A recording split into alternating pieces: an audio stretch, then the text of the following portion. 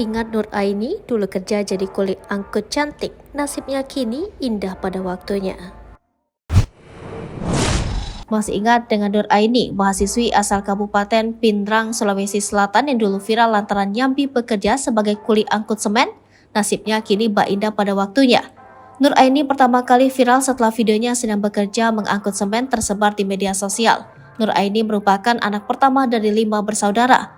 Keluarganya adalah keluarga sederhana yang tidak berlimpah materi. Nur Aini bekerja karena keadaan demi membantu keuangan keluarga.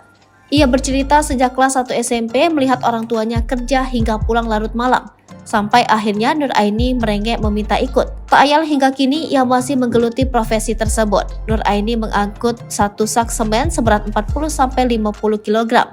Upah yang diterima Nur Aini sebagai kuli panggul dibayar per satu sak semen yang ia bawa. Bayarannya adalah 600 perak tiap satu sak semen.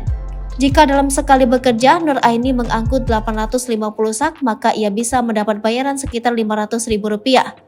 Dalam seminggu, Nur Aini bisa 2-3 kali kerja mengangkut semen. Penghasilan yang ia dapat cukup untuk membantu kedua orang tua juga membiayai sekolahnya.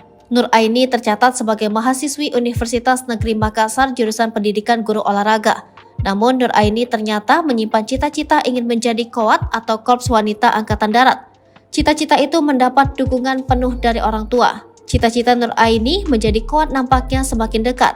Berkat cerita inspiratifnya, Nur Aini sempat dihubungi langsung oleh Panglima Kodam 14 Hasanuddin, Majen TNI Toto Imam Santoso. Nur Aini diundang untuk datang ke Kodam Hasanuddin dan bercakap langsung dengan Pangdam. Pada Agustus ini, Nur Aini juga didapuk menjadi peserta Bootcamp TNI AD Tugen Z 2023 di Mako Pasus Cijantung, Jakarta Timur. Nur Aini bahkan sempat berfoto bersama Kasat Dudung Abdurrahman.